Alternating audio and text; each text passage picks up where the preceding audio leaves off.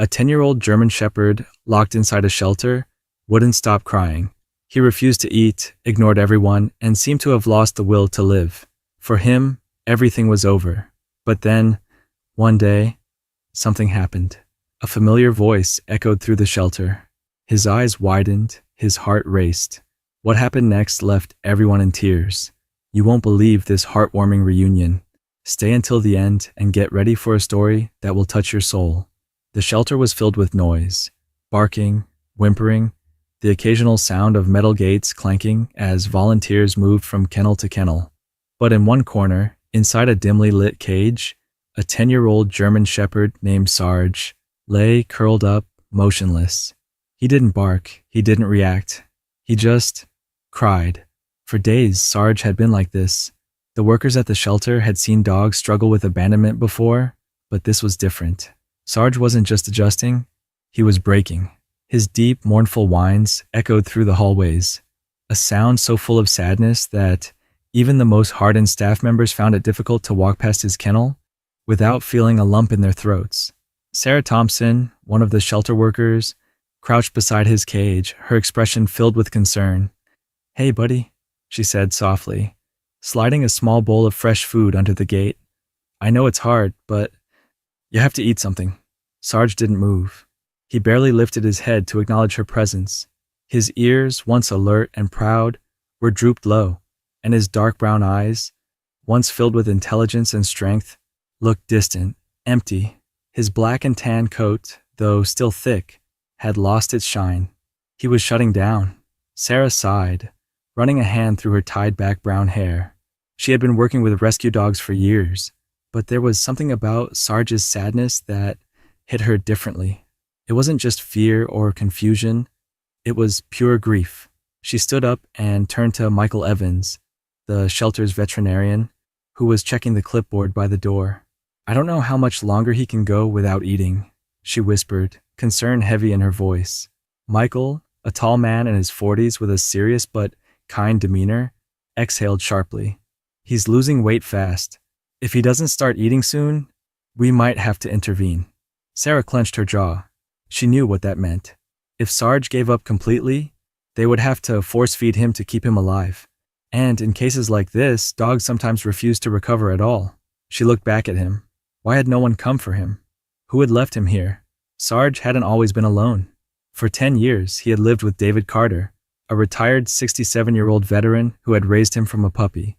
They had been inseparable. Sarge had been more than just a pet. He had been David's family, his protector, his reason to keep going. But then, one morning, everything changed. David had suffered a severe stroke, collapsing in his home. He had been rushed to the hospital, and with no close family nearby, Sarge had been taken away by animal control. The officers who picked him up had no idea that David was still alive, fighting for his recovery. And so, without understanding what was happening, Sarge had been placed in the shelter, alone, confused, heartbroken. He had spent his first night in the kennel crying, howling so loudly that even the other dogs had fallen silent. No one came for him. No familiar scents. No familiar voices. He stopped barking after the second night. By the third, he had given up entirely. Sarah watched Sarge for a long moment before stepping back from his kennel. "Maybe he just needs time," she murmured, though even she didn't fully believe it. Michael crossed his arms. "Time won't help if he won't fight for himself." The words stung because they were true. Dogs that gave up often didn't make it. Sarah bit her lip, then turned back toward the office. "I'll post about him online. Maybe someone will recognize him." As she walked away, Sarge let out one last whimper, curling tighter into himself. His mind drifted back to his home. The scent of David, the sound of his voice, the warmth of his touch. Would he ever hear him again? Sarge didn't know it yet, but something was about to change. A voice he thought he would never hear again was about to call his name. And when it did, everything would be different. Sarge had once known a different life, a life filled with warmth, security, and love. The shelter, with its cold concrete floors and metal bars, was nothing like the home he had spent 10 years in. His home had smelled like old wood and fresh coffee, the scent of his owner, David, always lingering in the air. Mornings had been slow and peaceful. David sitting in his recliner, the television playing the news, and Sarge curled up at his feet. Some days, David would take him for a walk through the neighborhood, greeting the same people, the same dogs. It was a life of routine, love, and unbreakable companionship. But now, everything was gone. The shelter smelled like disinfectant and fear, like too many dogs longing for a home they might never find. Sarge no longer had his favorite spot by the couch, the sound of David's voice filling the room, or the gentle touch of his owner's hand on his head. He was alone. Sarah had spent the morning checking on him, trying to get him to eat again. She had even sat outside his kennel for almost an hour, just talking to him, trying to remind him that there were still people who cared. But Sarge didn't respond. He had stopped expecting anything good to happen. Michael Evans, the veterinarian, stood beside Sarah as they observed Sarge through the kennel bars. "We need to find him a home soon," Michael said. "Older dogs don't get adopted as quickly, and his health is already declining. If he keeps refusing food," Sarah exhaled sharply. "I know," she said, crossing her arms. "But he doesn't even acknowledge the people who come in looking for a dog. He doesn't wag his tail, doesn't approach anyone. How do we convince someone to take him when he's given up on himself?" Michael frowned. "Maybe there's someone out there who knows him. Someone who'd recognize his face." Sarah's eyes widened slightly. "That's it." Without wasting another second, she grabbed her phone, snapped a picture of Sarge, his lifeless eyes staring at nothing, and immediately started typing. She posted it to the shelter's page, along with a message. "This is Sarge. He's a 10-year-old German Shepherd who came to us a few weeks ago after being separated from his owner. He hasn't stopped crying since. He refuses to eat and spends most of his time curled up in the corner of his kennel. We don't know his story, but we know one thing. He's heartbroken. We need to find someone who recognizes him. If you know who he belongs to, please reach out. He doesn't have much time." Sarah stared at the post for a long moment before hitting publish. All they could do now was wait. Sarge lay in his kennel that evening, curled tightly in the corner, just like he had every night since arriving. But something was different. Outside the shelter walls, in a hospital room across town, an old man scrolled through his phone. David Carter had spent the last few weeks recovering from a stroke, regaining his strength, trying to adjust to a life that had changed in an instant. He had woken up in a hospital bed, weak and confused, his only thought being, "Where's Sarge?" He had asked the nurses, the doctors, the social workers, but no one had an answer. Then, tonight, while lying in bed, he had received a message from an old friend, a link to a shelter's page. David clicked on it, his breath caught in his throat. There, on the screen, was a picture of his dog, Sarge. David's hands trembled as he read the post, his heart pounding as he took in every word. He's alive. My boy's alive. The emotion hit him so hard that he had to sit back, blinking rapidly. He pressed the call button beside his bed. A nurse entered the room. "Mr. Carter, is everything all right?" I need to get to that shelter," David said, his voice shaking. "Please, you have to help me." The nurse frowned. "It's late, Mr. Carter.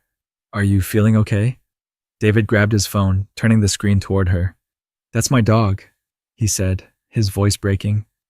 "I need to get to him. I need to see him." The nurse's face softened as she looked at the picture. She had seen many patients over the years, but few with an expression as desperate as David's. "I'll make a call," she said gently. David closed his eyes, taking a shaky breath. After weeks of thinking he had lost Sarge forever, there was hope again. The next morning, the shelter was quiet. The usual barking and shuffling of dogs filled the air. But inside Sarge's kennel, there was only silence. He lay curled up as always, his body still, his breathing slow. The light from the morning sun barely reached his cage, casting a dull shadow over his form. Sarah arrived early, as she always did, her heart heavy as she checked on him. "Morning, Sarge," she said softly, kneeling by the gate. No response. She slid a fresh bowl of food under the bars, but he didn't even glance at it. Sarah sighed. She had hoped that after posting his picture online, there would be some news. Maybe someone would recognize him. Maybe... A phone rang. She turned, watching as Michael picked up the shelter's office phone. His expression changed almost immediately. Yes, this is Willow Creek Animal Shelter, he said. There was a pause, then his eyebrows lifted slightly. Wait, you know Sarge? Sarah's heart stopped. She rushed forward as Michael put the call on speaker. Please, an old man's voice said on the other end, his voice shaky with emotion. Tell me he's still there. Michael cleared his throat. He's here, sir, but may I ask, are you his owner? A deep breath came through the line. Then a quiet, broken whisper. Yes, Sarge is mine. Sarah covered her mouth with her hand, her eyes already welling with tears. Michael leaned forward. Sir, what's your name? David Carter, the voice answered. I had a stroke. I was in the hospital. They took my boy away. I didn't know where he was until last night. Sarah felt a lump in her throat. This was it. Sarge's heartbreak hadn't been for nothing. His owner had never abandoned him. He had been fighting for his own life. Michael nodded. Mr. Carter, you need to come in as soon as possible. A pause, then David's voice, stronger this time. I'm already on my way. Sarge had no idea that the world outside his kennel was changing. He remained curled up in his corner, his body weak, his spirit tired. Then, something shifted. There was movement in the hallway. The usual sounds of volunteers didn't faze him. But this was different. A slow, careful shuffling of feet, the quiet hum of a wheelchair being pushed forward. Then, a voice. Sarge? Sarge's ears twitched. For the first time in weeks, he lifted his head, blinking as he tried to process what he had just heard. Then, it came again. Sarge, it's me, buddy. His body went stiff. That voice. He knew that voice. His ears shot up, his entire body trembling as he scrambled to his feet, his legs weak from disuse but suddenly filled with energy he didn't know he had. He rushed to the front of his kennel, pressing against the metal bars, his chest rising and falling rapidly. His eyes searched, desperate, frantic. And then, he saw him. A man sat just outside the gate, his hands shaking as they gripped the wheels of his chair. His face was worn, his hair a little grayer, but his eyes, those eyes. David. Sarge let out a sound that was part bark, part cry, a deep, broken whimper that came straight from his soul. His tail, lifeless for so long, suddenly wagged violently, his entire body trembling. David was crying, his hands reaching forward even though the bars separated them. It's okay, boy, he choked out. I'm here. Sarge pressed his face against the gate, whining, pawing desperately at the lock. He didn't understand the cage. He didn't understand why he couldn't reach him. Sarah, who had been watching with tears running down her cheeks, stepped forward and unlocked the door. The second the latch clicked, Sarge burst forward. He launched himself into David's lap, knocking the wheelchair slightly backward as he buried his face in his owner's chest. His body shook with emotion, his whimpers turning into soft, desperate cries. David held him as tightly as he could. I thought I lost you, he whispered. I thought I lost you forever. Sarge licked his face, his tail wagging so fast it was a blur. His whimpers didn't stop. He cried, he sobbed, his entire body leaning into the man who had raised him, protected him, loved him. Everyone in the room was crying, even Michael. Sarah wiped her eyes and whispered, I've never seen anything like this. David looked up at her, his own face wet with tears. He waited for me, he said softly. All this time, he never gave up on me. Sarge let out a deep, satisfied sigh and curled up in David's lap, pressing against him, refusing to let go. He was home. He had always been home, and this time he would never be left behind again. Sarge refused to move, even as the shelter staff stepped forward to check on David, even as Michael cautiously adjusted the wheelchair to keep it steady. The old German shepherd stayed curled up in his owner's lap, refusing to let go. His paws clung to David's legs, his head buried against his chest, and his entire body trembled, not with fear, but with overwhelming relief. David ran his fingers through Sarge's fur, still damp from tears. His voice was barely a whisper. You thought I wasn't coming back, didn't you, boy? Sarge whimpered softly, nuzzling deeper into David's embrace. Michael knelt beside them, clearing his throat. Mr. Carter, are you feeling all right? That was quite the impact. David nodded, his hand still gripping Sarge like he might disappear. "I'm fine," he said hoarsely. "Better than I've been in weeks." Sarah, who had been wiping her own tears, finally took a step forward. "Sarge hasn't eaten in days," she said gently. "We were really worried he wouldn't make it much longer." David's expression darkened. He looked down at his dog, taking in how much weight he had lost, how his ribs were faintly visible beneath his thick fur, how dull his once bright eyes had become. His hands trembled as he stroked Sarge's face. "Oh, buddy," he whispered. "I'm so sorry." Sarge licked his chin, his tail wagging faintly. It didn't matter. David was here. That was all he needed. Michael cleared his throat. "Mr. Carter, I don't mean to push, but are you in any condition to take him home today?" David looked up sharply. "Home?" Sarah nodded. "Sarge belongs with you. If you can care for him, he's yours again." The words hit David like a bolt of lightning. He hadn't even considered the possibility. He had spent so long thinking Sarge was lost forever that the idea of taking him home felt like a dream. But then, reality hit. His hands curled slightly against Sarge's fur. I don't know if I can." Sarge stiffened slightly, as if sensing the hesitation in his voice. David took a deep breath. "I had a stroke," he admitted. "I'm in a wheelchair now. I don't know if I can give him the life he deserves." The room went silent. Sarah exchanged a glance with Michael before kneeling beside them. "Sarge doesn't care if you're in a wheelchair, Mr. Carter. He's been waiting for you this whole time. He doesn't need anything else." David swallowed hard. He looked at Sarge, really looked at him, and saw the way his dog watched him, ears slightly lifted, eyes full of understanding, as if he knew exactly what his owner was thinking. Sarge wasn't going anywhere. David let out a breath, his shoulders shaking. He pressed his forehead gently against Sarge's. "All right," he whispered. "Let's go home." Sarge's tail thumped against the floor, his body melting with relief. Sarah smiled. "We'll handle the paperwork." It took nearly an hour for everything to be arranged. David signed the release forms. Sarah packed a bag of Sarge's food and medical records, and Michael went over basic care instructions. David listened, nodding, but his hand never left Sarge's head. The shelter staff gathered as they watched Sarge walk beside David's wheelchair, his movements slow but determined.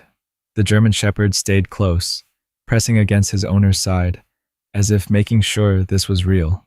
The doors opened, and for the first time in weeks, Sarge stepped outside. Sunlight bathed his fur, warm and golden. The smell of fresh air, of pavement and trees, filled his nose. And beside him, where he had always belonged, was David. The ride home was silent, except for the soft sound of Sarge's breathing as he lay with his head on David's lap. The wheelchair van bumped along the road, but Sarge didn't move. David stroked his ears, his fingers light, like he still couldn't believe he was real. "You're coming home, buddy," he murmured. Sarge let out a deep, content sigh. For the first time in a long time, he felt at peace. The house was exactly the same. The old couch where Sarge had spent years sleeping. The recliner where David used to sit and sip his coffee. The familiar scent of home. As soon as they entered, Sarge hesitated. David noticed.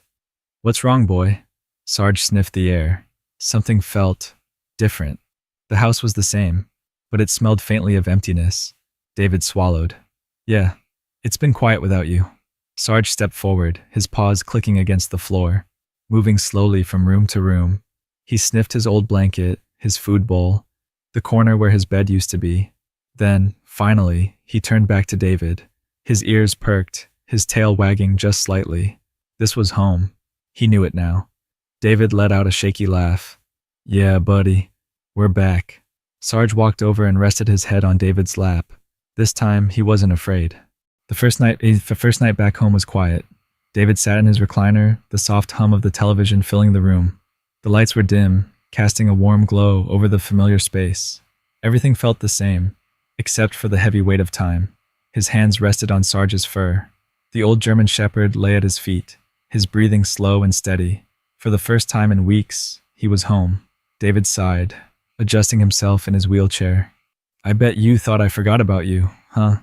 Sarge didn't move, but his ear twitched slightly, as if he understood every word. You waited for me, David whispered. I don't deserve you, buddy. Sarge let out a deep, content breath, pressing his head against David's leg. He disagreed. The next morning, David struggled to get out of bed. His muscles were still weak, his recovery slow, but he had something now that he didn't have before: motivation. Sarge watched him carefully, his head slightly tilted. David chuckled. You always did keep an eye on me. The German Shepherd stood up, stretching his legs. His body still showed signs of weight loss, but there was a new energy in his movements, a lightness that hadn't been there before. David reached for his cane, gripping it tightly. All right, let's try this. Slowly, he pushed himself up. His legs trembled slightly, but he stayed standing. Sarge immediately moved beside him, pressing his body against David's side, just like he had years ago when David had first started needing support. David froze. For a moment, he wasn't an old man recovering from a stroke. He wasn't weak. He wasn't broken. He was just David. And Sarge was still Sarge. The bond between them hadn't changed. David took a breath and took a step. Sarge moved with him. A second step. Then another. Sarge kept pace steady and strong. David let out a shaky laugh. You never stopped being my protector, huh? Sarge wagged his tail. He didn't need to answer. Later that day, Sarah from the shelter came to check in. When she knocked on the door, David called out, "Come in." She stepped inside, and what she saw made her smile. David was standing, one hand resting on Sarge's back for support. Sarah's eyes widened. You're walking? David chuckled. Not well, not fast, but yeah. Sarge looked at Sarah and wagged his tail, something he never did at the shelter. Sarah's heart swelled. He looks different. David nodded. Yeah, he does. It was true. Sarge's fur was already starting to regain its shine, his body filling out with proper meals. But more than that, his eyes were different. They weren't empty anymore. They were alive. Sarah swallowed the lump in her throat. I'm really glad he found his way back to you. David smiled, running a hand through Sarge's fur. Me too. For the first time in a long time, he felt like everything was going to be okay. That evening, as the sun set, David and Sarge sat on the porch together. The air was cool, the sky streaked with shades of orange and purple. Sarge rested his head on David's knee, his old but loyal heart beating steadily. David exhaled, closing his eyes for a moment. I thought I lost everything. He ran a hand over Sarge's back. But you were always waiting for me, weren't you? Sarge let out a soft breath, his tail thumping lightly against the porch. David chuckled. Yeah, I know. I took too long. Silence stretched between them. Not an uncomfortable one, but the kind shared between two souls who had been through hell and made it out together. David blinked up at the sky. We're gonna be all right, boy. Sarge sighed, pressing closer to him. They already were. The days passed, and Sarge was changing. His ribs were no longer visible, his fur had regained its healthy shine, and his movements had become more confident. He still had a limp in one of his back legs, a reminder of the long days spent lying on the cold shelter floor, refusing to move. But now, there was life in him again. David noticed it the most in the mornings. Every day, Sarge would wake up first, stretch, and then walk straight to David's bedside, pressing his nose against his hand, a silent reminder. Get up. Keep moving. I'm here. And so, David did. At first, it was just a few steps inside the house, Sarge always close beside him. Then, it was walking out to the porch. Now, David stood at the front door, gripping his cane tightly. You sure about this, buddy? He murmured. Sarge wagged his tail, looking up at him. He was always sure. David exhaled and took a step outside. His wheelchair was still parked nearby, but today, he didn't need it. Sarah, who had stopped by to check in, watched with tears in her eyes as David walked, down the driveway, Sarge at his side. Unbelievable, she whispered. David let out a shaky laugh. I wouldn't call it that. He patted Sarge's head. He just reminds me what I'm fighting for. Sarge pressed against his leg, his tail wagging softly. That was the difference between them now. Before, Sarge had been the one waiting for David. Now, David was keeping up with Sarge. That evening, David sat on the couch, flipping through an old photo album. Sarge lay beside him, his head resting on David's lap, his breathing slow and content. David turned a page, his fingers brushing over a photo of younger Sarge, his fur darker, his eyes bright with youthful energy. Hard to believe, huh? David murmured. Sarge flicked an ear, as if listening. We're both getting old, David chuckled, but I think we still got some life left in us. Sarge sighed, his body completely relaxed for the first time in weeks. David set the album aside and ran a hand over his best friend's back. You know what, buddy? He whispered. You saved me, too. The house was peaceful. For the first time in what felt like forever, there was no emptiness, no silence filled with loneliness. Sarge lay stretched out on his favorite spot near the recliner, his eyes half closed, his breathing deep and steady. David sat beside him, running his fingers gently through the thick, healthy fur that had once been dull and lifeless. You've come a long way, old man, David murmured. Sarge flicked an ear but didn't move. You're gonna sleep through your walk, huh? David chuckled, shaking his head. All right, you win. We'll go later. Sarge sighed, a deep, content breath, his tail thumping lightly against the floor. David smiled. They had built a new routine together. Mornings started with short walks, nothing too far, just enough for both of them to stretch their legs. David still needed his cane, but Sarge was always there, walking in step with him. Afternoons were quiet. Sarge would rest beside David's wheelchair as he read, occasionally lifting his head to check on him. He was still as protective as ever, still watching over him, still reminding him that he wasn't alone. And the nights? David would turn off the lights, settle into his recliner, and Sarge would curl up beside him, just like he had done for 10 years before the shelter, before the hospital, before everything. The world had tried to separate them, but nothing could. One afternoon, Sarah stopped by the house. She smiled when she saw Sarge waiting at the front door, his ears perked, tail wagging. Now that's a happy dog, she said. David chuckled. He's been keeping me on my toes. Sarah knelt beside Sarge, scratching behind his ears. I can't tell you how happy I am to see this. When I first met you, buddy, I didn't think you'd make it. Sarge leaned into her touch, letting out a deep, satisfied breath. David nodded. Neither did I. Sarah looked up at him. You saved him, you know.